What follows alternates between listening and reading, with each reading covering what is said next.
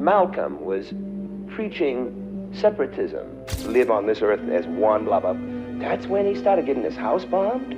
When Sammy Davis Jr. died in 1990, he left behind millions in debt and 4 children with broken hearts. One of his sons had to pawn his father's diamond cufflinks at age 6 just to buy groceries. His daughter wrote him letters she never sent, begging just to be seen. And federal agents seized everything, forcing his widow and infant son into a cramped Queens apartment. The world saw the fame, but no one saw what happened when the lights went out. Sammy Davis Jr. came into the world on December 8, 1925, in a noisy ward of Harlem Hospital, weighing barely 5 pounds and 8 ounces. His father, Sammy Davis Sr., made $75 a week tap dancing with the Will Maston Trio, and his mother, Elvira Sanchez, earned $50 as a chorus girl at the Cotton Club. Their marriage didn't survive past his toddler years. In June 1927, when Sammy was 18 months old, Elvira left after an affair with a Puerto Rican boxer, and custody went to his father. The baby ended up with his grandmother, Rosa, Mama Davis, in a tiny 400-square-foot apartment on 140th Street that cost $15 a month. There was no hot water, so baths meant heating pots on a coal stove, and Sammy slept in a dresser drawer turned into a crib. That same year, before he even turned 2, he stumbled onto a stage by accident and changed the course of his life. During a Will Maston Trio show at Washington, D.C.'s Howard Theater, the little boy toddled out from backstage and tried copying the tap steps he'd been watching. The 1,200-seat crowd roared with laughter and applause, and the theater's manager offered an extra $25 a week if the kid came out every night. They hid him under a tablecloth between numbers to dodge Washington's child labor laws, which required performers to be at least 6. Black performers there earned just $125 a week for 6 daily shows, half of what white acts made for only 4. But none of that mattered to the audience watching a black toddler dance with natural rhythm they'd never seen before. By January 1928, when he was just 3, Sammy had officially joined the newly renamed Will Maston Trio, featuring Little Sammy, known as Silent Sam. He added $40 a week to the act and performed silent comedy routines in smoke-filled theaters, where performers rubbed Vicks in their noses to breathe. At 7, he got his first taste of Hollywood in a short film called Rufus Jones for President, shot over 3 days at MGM's Culver City Studios. The film showed him dreaming of being president, served by white maids, and eating watermelon in the Oval Office. A racist fantasy that paid him only $150. Black audiences had to watch from segregated peanut galleries. The road shaped him in ways applause never could. On a 1934 tour stop in Topeka, Kansas, when Sammy was just 8, a hotel clerk told the trio, "We don't rent to non-tweeders," forcing them to sleep for 3 nights in their 1929 Packard sedan while temperatures hovered at 95 degrees. Sammy developed a strange habit of peering through hotel keyholes at white families eating together, studying how they buttered bread, and laughed without fear. In Birmingham in 1935, they weren't allowed to enter a theater through the front door and were sent through a locked alley marked "Colored." Sammy watched his father's shoulders slump and pretended not to notice, but the shame followed him. He wet the bed until he was 11 and had nightmares about burning crosses outside venues. Through all of it, he kept performing. By 9, he'd learned trumpet, by 10 drums, and by 12, he was doing 50 celebrity impressions. They rehearsed up to 14 hours a day and did around 220 shows a year by 1939, splitting $200 a week 3 ways. Sammy's cut was about $15 after expenses. On November 12, 1938, fire ripped through Chicago's Metropolitan Theater during their 9 p.m. show, trapping 2,000 people. 10-year-old Sammy, weighing just 67 pounds, carried their trunk of costumes and props, worth $800 and basically their life savings, down 3 flights through choking smoke. He burned his hands but saved everything. The fire was put out in 17 minutes, but he developed asthma that stayed with him for life. In 1943, at 17, he entered the Army and quickly discovered the cruelty waiting beyond the stage lights. Within a week at Camp Roberts in California, white soldiers surrounded him in the barracks and beat him so badly they broke his nose. Officers brushed it off as boys being boys. Later, at the 470th Anti-Aircraft Artillery Battalion, he performed impressions of white stars like Cary Grant in integrated shows where applause briefly erased race, only to return to barracks where soldiers slashed his uniform and smeared racial slurs on his bunk. He started sleeping with a knife under his pillow and barely managed 3 hours of sleep a night. At Camp Kilmer in 1945, 3 MPs ordered him to shine their boots for entertainment. When he refused, they beat him with nightsticks and fractured his jaw, which had to be wired shut for 6 weeks. He survived on liquids and lost 23 pounds. Officials claimed he'd fallen during training. He later said that was when his world changed overnight. The jaw injury caused chronic pain that lasted the rest of his life. He left the Army in 1946 and returned to the trio with sharper choreography and new impressions learned from Army shows, helping them triple their bookings to about $300 a year and earn $750 a week. But the scars stayed. He developed a stutter that vanished under stage lights and nightmares that never did. During a 1944 USO tour in Texas, he was beaten unconscious behind a whites-only PX after trying to buy cigarettes, suffering a concussion, and 2 cracked ribs. The Army never investigated because segregation was legal. Experiences like that inspired the bitter joke he'd make years later about being the world's only one-eyed Negro Jew. Everything changed on April 1st, 1951, at Club Ciro's in West Hollywood. The Will Maston Trio performed just hours after the Oscars, and 25-year-old Sammy stopped the room with an impression of Nat King Cole. Humphrey Bogart, Lauren Bacall, and Frank Sinatra stood and cheered. They were paid $350 for the week, but the owner tripled it on the spot and extended their run by 6 weeks. Within days, agents were offering contracts worth $50,000 a year. Capitol Records signed him in 1952 for $25,000, and his debut single, Hey There, sold 75,000 copies in 3 months, reaching number 23 on the R&B chart. But fame brought danger. During a Southern tour, KKK-linked promoters canceled 15 shows after threats. One telegram read, "Cancel the Nutrinder or we burn the theater." Crosses burned outside their motel in Tennessee, and Sammy slept with a loaded pistol under his pillow for 6 weeks. On August 12, 1953, he performed on The Ed Sullivan Show before 20 million people, despite producers ordering him to cut suggestive hip movements. He obeyed for 90 seconds, then broke into an unscripted drum solo with every band move. CBS got 3,000 complaint letters and 12,000 fan letters. In Detroit, in January 1954, someone hurled a whiskey bottle at his head mid-performance. A shard sliced open his palm, but he wrapped it in a handkerchief and finished the 45-minute set. It took 12 stitches, and he turned the scar into part of his act, telling audiences, "This is what hate looks like." Ticket sales jumped 40% the next month. His first solo album, starring Sammy Davis Jr., sold 100,000 copies in 8 weeks and hit number 9 on Billboard. But the pace was brutal.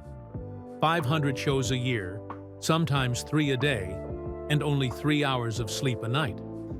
On September 18, 1954, he collapsed mid-song in Philadelphia.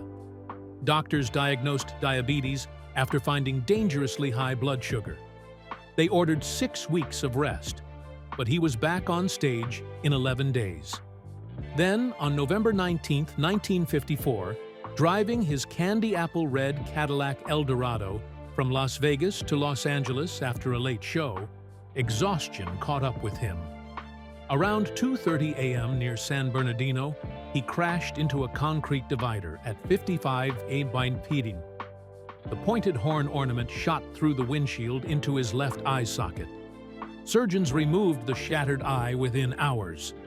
The prosthetic cost $850, about $9,500 today, and he named it Charlie. Police noted 47 feet of skid marks. He spent 6 weeks recovering, receiving 1-200 fan letters stacked 3 feet high. Frank Sinatra sent a custom leather eye patch with SD in gold and a $10,000 check. But darker whispers spread that Chicago outfit boss Sam Giancana had ordered the crash over $75,000 in gambling debts. Enforcer Tony Spilotro allegedly bragged it was arranged by tampering with the brakes. FBI files from 1955 mention suspicious circumstances. And Jerry Lewis said Sammy told him he'd gotten threatening calls days before. Whether true or not, he hired bodyguards for the next decade. Recovery changed more than his sight. Rabbi Max Nussbaum visited him 3 times a week, teaching him Torah. Sammy saw parallels between Jewish persecution and black struggles, and read the diary of Anne Frank 17 times. On Yom Kippur, in September 1955, he converted at Temple Israel in a small ceremony with 12 people. 2 weeks later, he wore a Star of David on stage and told the crowd, "I'm black, Jewish, and one-eyed. Take your pick, what offends you?" He received 300 hate letters in days, and 14 shows worth $85,000 were canceled. He installed a mezuzah on his dressing room door, observed Shabbat, and donated $50,000 annually to Jewish charities. 3 weeks after surgery, on December 8, 1954, a nurse found him unconscious at 11:45 p.m. after swallowing 35 Seconal pills. His note said, "Half a man ain't a whole performer. Charlie can't cry." Doctors pumped his stomach for 45 minutes, and his blood pressure dropped to 60/40. Only his father and Will Maston knew. Psychiatrist Dr. Frederick Hacker treated him daily for 3 weeks for severe depression. By January 1955, he was rehearsing for Mr. Wonderful, which opened in March 1956 and ran 383 performances, grossing $2.4 million. Critics called his rendition of Too Close for Comfort raw vulnerability never seen before. He returned to television on January 11, 1955, appearing on NBC's What's My Line in a black silk eye patch. 42 million people watched, the show's highest rating ever. When panelist Arlene Francis guessed his identity, he joked, "I'm easier to spot now. Half the view does the work." Laughter lasted 17 seconds. 2 weeks later, he performed in Las Vegas with a rhinestone-covered eye patch designed by Bill Travilla. Tickets brought in $125,000 in a week. Novelty eye patches sold at shows for $3 each, with proceeds going to the Braille Institute. By June, he'd performed 127 shows in 32 cities, earning $500,000. Life magazine put him on the August cover, winking with his glass eye under the headline, "The Comeback Kid." The man who nearly died calling himself half a man had turned tragedy into his greatest triumph. He stepped onto the Broadway stage for the first time on March 22, 1956, right after a trial run in Philadelphia a month earlier. The critics hated it. One called it a noisy endorsement of mediocrity. But the audience didn't care. They kept buying tickets. Over 383 performances later, the show had earned more than $1.5 million. The script had once been bold, touching racism directly. His character had escaped America's discrimination by living in Paris. But the producers stripped that out during rehearsals. Sammy never forgot. He said they turned his character from a thoughtful man, refusing to tolerate racism, into a weakling too scared to chase success. Still, the spotlight stayed on him. Offstage, he threw wild parties at the Gorham Hotel, dated his co-star Chita Rivera, and took 12 curtain calls on the final night, with Jerry Lewis, Tony Bennett, and Shelley Winters clapping behind him. By 1958, Sammy was performing at the Sands in Vegas with his father and uncle as the Will Mastin Trio, but even as stars, they weren't allowed to stay in the hotel. Black performers had to wait outside, sleep across town, and avoid the casinos. Sammy gave an ultimatum. Either his family stays at the Sands, or he doesn't perform. Management agreed. Barely. But black guests were still kept out until 1961, when Sammy and Sinatra saw security block a black couple from entering the hotel lobby. Sinatra exploded. He called the top brass and cursed them out. Sammy followed it up by demanding the hotel hire black workers immediately. That week, things changed. For the first time, black waiters were hired. The casino doors opened wider. 2 years later, on August 3, 1960, Ocean's 11 premiered in Vegas, with Sammy playing the fast-talking garbage truck driver behind the heist. Behind the scenes, the director cut his lines, afraid white Southern audiences would reject a black character with too much screen time. Still, Sammy and the rest of the Rat Pack made magic. By day, they filmed. By night, they performed live. A blend of swagger and chaos they called the Summit at the Sands. Hotel management sweetened the deal by giving the stars a percentage of the Sands' ownership. But even with that, Sammy was told to shrink himself. He knew it. Everyone did. Then came Angie Dickinson. Their flirtation during Ocean's 11 quickly became a quiet romance. It didn't stay quiet for long. Theater owners in the South threatened to pull the movie. Letters arrived with death threats. The FBI got involved.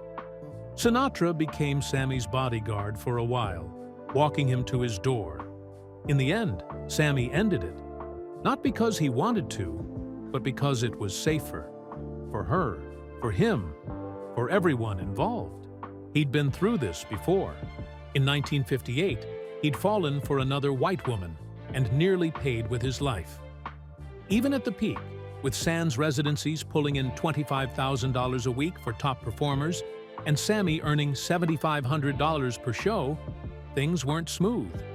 He was making millions, but always short on cash. Sinatra was the leader of the group, and while he championed Sammy, he also mocked him. Jokes about race, about his height, about everything. On stage, it was comedy. Off stage, it stung. Sammy played the foil, the clown, the mimic. Sinatra remained the king. By the end, Sammy had nothing left. He died owing $5 million to the IRS, having lost every right to his own name. It hadn't always been like that. In January 1960, when he got engaged to Kim Novak, the world erupted. Studio heads panicked. Mob boss Mickey Cohen's men showed up backstage and broke Sammy's ribs. The message was clear. End it. Within 3 days, Sammy was on stage pretending the relationship had been a publicity stunt. A bullet arrived in the mail with his name scratched into it. The scars from that never really healed. 10 months later, he married May Britt. It made history. A black man marrying a white woman in America on November 13, 1960, in a Los Angeles synagogue. Sinatra was his best man, but the hate poured in. Bomb threats, swastikas on magazines, and JFK's people told him he wasn't welcome at the inaugural ball. The marriage lasted 8 years, 3 kids, and a mountain of pressure. In 1964, he returned to Broadway for Golden Boy. It was risky. His character kissed a white woman on stage, Broadway's first interracial kiss. Some walked out. The show ran 568 performances anyway, and Sammy earned a Tony nomination. But not everyone cheered. Black newspapers said he was betraying his race. His character wore whiteface. It was a punch in the gut. He made $10,000 a week, but was borrowing money by the end of the run. By 1970, cocaine had taken hold. 2 grams a day, $500 daily, delivered straight to his Vegas suite. One night, he snapped. He thought the mob was chasing him through the Flamingo. Security found him naked, screaming. Sinatra paid $50,000 to keep the story out of the papers. Records were destroyed. Doctors were paid off. But Sammy didn't stop. Then came The Candyman in 1972. A #1 hit, 3 weeks on top, over $1 million in royalties. They threw him a gold record party at Caesar's Palace. That same year, he lost $500,000 at their blackjack tables. The casino gave him unlimited credit. They knew he'd lose it all back. He did. By 1973, even after earning $5 million in 2 years, his net worth was below zero. Jewelry, drugs, gambling, gone. In 1974, NBC gave him his own show. A $2 million budget, prime time, Muhammad Ali, Cher, Johnny Cash. But by episode 6, he was slurring, forgetting lines. Vodka in Coke bottles backstage. Ratings dropped. NBC pulled the plug after 14 episodes. He was blacklisted quietly. 3 years passed before another TV offer came. In 1975, the kiss happened. At a Republican fundraiser, Sammy hugged Nixon and kissed his cheek on live TV. It was a photo that tore his world apart. Black unemployment was soaring. Nixon had just resigned. Outside, protesters chanted. Inside, Sammy smiled in an American flag tux. The backlash was brutal. Jesse Jackson condemned him. Black radio boycotted him. He couldn't sleep without pills. The Rat Pack tried to reunite in 1988. It lasted one night. Dean Martin was drunk, forgot the words, found out Sinatra was earning 4 times more, and quit. He never returned. Sammy held the tour together with Liza Minnelli, but the spark was gone. Promoters lost millions. Dean and Frank never spoke again. On January 20th, 1989, Sammy performed at the White House for Reagan's farewell. His voice was nearly gone from cancer. He sang anyway, whispered it, really. What kind of fool am I? He was drowning in IRS debt, $15 million. Failed tax shelters, interest, penalties. He had already sold everything. His house, his jewelry. The IRS even took his Harrah's paycheck in 1989, $250,000 gone instantly. His final performance was a lip-synced show at Lake Tahoe. That was it. The cancer had been diagnosed in August 1988. A tumor on his throat, ignored for months. He thought it was just Vegas throat. Years of smoking 3 packs a day since age 12 had finally caught up. Radiation wrecked his body. He lost 40 pounds, couldn't eat, could barely speak. But he had to perform. Not because he wanted to, because he had to. On a cool November afternoon in 1960, just 5 days after John F. Kennedy won the presidency, Sammy Davis Jr. stood under a canopy of flowers at his Hollywood Hills home and married Swedish actress May Britt. Frank Sinatra was his best man. The ceremony was supposed to happen at a Los Angeles synagogue, but anonymous phone calls promising violence forced them to move it. It was more than just a wedding. It was a political storm. Interracial marriage was still illegal in 31 states, and it wouldn't be struck down until 1967. Davis had campaigned hard for Kennedy, but the new president quietly asked him to delay the wedding until after the election. Sammy refused. Kennedy later revoked his invitation to perform at the inauguration. The threats began almost immediately, and neo-Nazi groups protested his shows. On July 5, 1961, their daughter, Tracy Hillevy Davis, was born in Los Angeles. 2 years later, in 1963, Sammy and May adopted a 2-year-old boy named Mark. Sammy was on the road nearly 300 nights a year, and Mark grew up mostly without him. May wrote about how the boy would keep asking, "When is Daddy not leaving?"